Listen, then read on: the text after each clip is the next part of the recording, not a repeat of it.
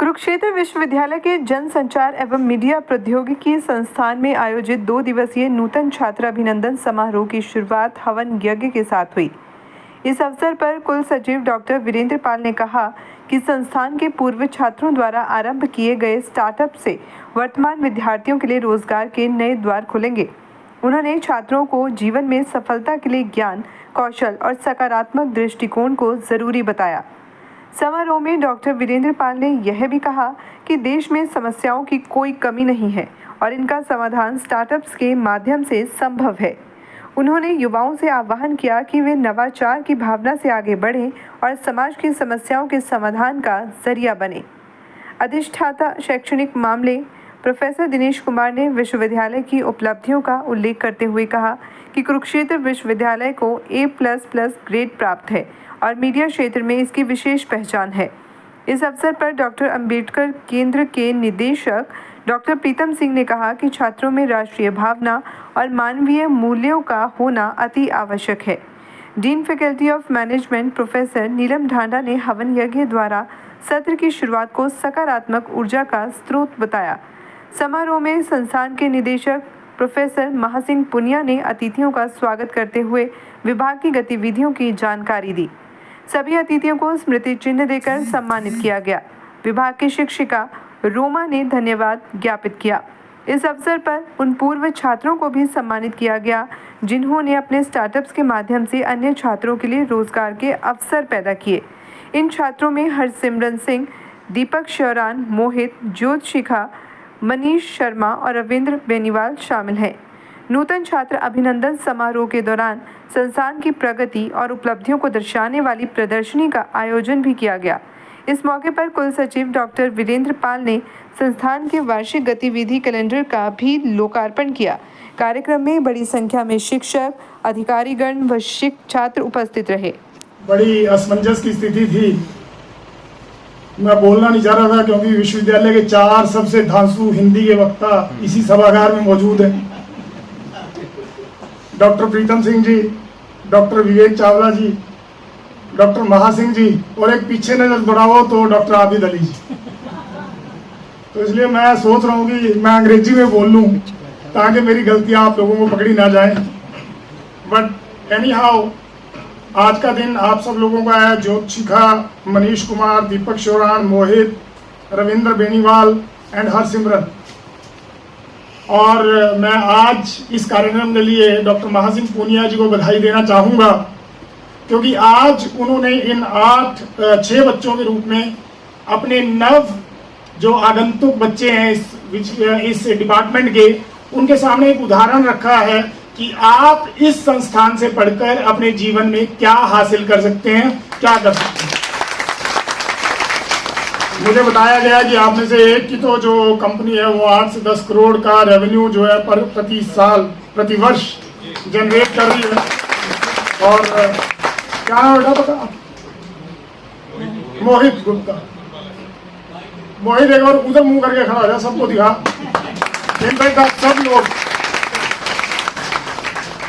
आप सब लोगों के लिए जिन्होंने इसी वर्ष इस संस्थान में एडमिशन लिया है, आप उन सब के लिए एक उदाहरण है। ज्योति भी, हरसिमरन भी और जो सब लोग एक बार खड़े हो जाए जो आज आए हैं। नहीं, और जब आप इस संस्थान से पढ़कर जाएं तो आपने इनको एम्यूलेट करना है, इनके पीछे पीछे चलना है, इनको देख के अपने जीवन को संवारना है और दूसरों के लिए रोजगार के साधन उपलब्ध करवाने। जैसा आपने माननीय प्रधानमंत्री जी का विजन है कि हम जो है नौकरी लेने वाले नहीं, नौकरी देने वाले बने। और आपके जो है और इनसे सबसे अच्छे रिलेशन रखना। कोई एंटरप्रेन्योर ना बन पाया तो इनके पास नौकरी तो पक्का कर लेगा, ठीक है ना। इन्हीं बातों के साथ मैं आप सबको आशीर्वाद देता हूँ। मेरी शुभकामनाएं आप सभी को कि आप सब भी इन सब लोगों जैसे बने और इन सब लोगों की तरह जीवन में तरक्की। आप लोगों ने भी और आगे बढ़ना है। मोहित जी, जब हम अगली बार मिले तो आपकी कंपनी का जो टर्नओवर है वो 20 करोड़ के आसपास होना चाहिए, दुगना। Thank you very much. के लिए गर्व और गौरव की बात है कि आज भारतीय सांस्कृतिक परंपरा के अनुसार हम अपने सत्र का उद्घाटन करने जा रहे हैं और इसके साक्षी बने हमारे बीच में कुरुक्षेत्र विश्वविद्यालय के कुलपति, कुल सचिव डॉक्टर वीरेंद्र पाल जी, हमारे छोटे भाई जो सदैव हमारे साथ रहते हैं, और उसके साथ ही अधिष्ठाता शैक्षणिक मामले डॉक्टर दिनेश, और हमारी डीन मैडम ढांडा, और मेरे भाई की तरह सदैव हमारे साथ खड़े रहने वाले डॉक्टर प्रीतम जी, जो सदैव हमें मोटिवेट करते रहते हैं आगे बढ़ने के लिए, और इसके साथ ही यहाँ पर आए हमारे साथी डॉक्टर विवेक चावला, DYCA, डॉक्टर आनंद, डॉक्टर दुबे, डॉक्टर जैब, डॉक्टर धर्मवीर, और हमारे डिपार्टमेंट के वो विद्यार्थी जिन्होंने अपनी मेहनत और लगन से अपने क्षेत्र में माइलस्टोन एस्टेब्लिश किया है। आज उनको हम सम्मानित भी करने जा रहे हैं मंच की ओर से और डिपार्टमेंट की ओर से, यूनिवर्सिटी की ओर से। मैं बिना किसी औपचारिकता के एक बार चाहता हूं कि आप सभी का तालियों से अभिवादन करें, अभिनंदन करें। माननीय कुलपति जी के नेतृत्व में निरंतर हमारा संस्थान आगे की ओर अग्रसर है। सर, मुझे ये बात आप लोगों से साझा करते हुए गर्व की अनुभूति हो रही है कि पिछले अनेक वर्षों में हमारे संस्थान के विद्यार्थियों ने, हमारे जितने टीचर साहिबान यहाँ पर हैं, उन्होंने अपनी मेहनत से इस संस्थान को नई दिशा देने का काम किया है। आज शायद ही मीडिया का कोई ऐसा घराना हो कि जहाँ पर हमारे बच्चे कार्य नहीं कर रहे हैं।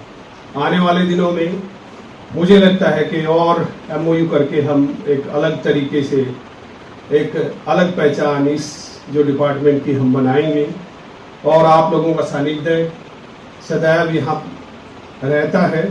इसके साथ ही बहुत जल्दी हमने पिछले 2-3 महीने में 25 से ज़्यादा एक्टिविटीज़ करके अपने डिपार्टमेंट की जो गरिमा है उसको बढ़ाने का काम किया है।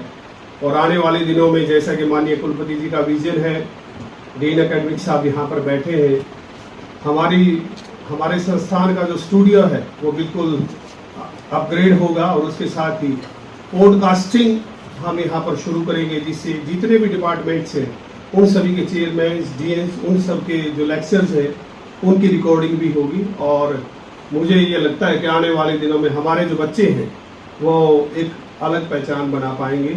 एक बार फिर से आप सभी का हार्दिक स्वागत, और सभी बच्चों का विशेष रूप से स्वागत।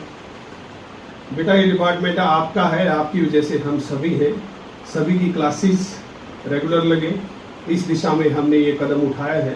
पूरा स्टाफ आप लोगों के साथ है, और मेरी सभी को बहुत बहुत शुभकामनाएं, मंगल कामनाएं। थैंक यू वेरी मच सबका। अपने यहाँ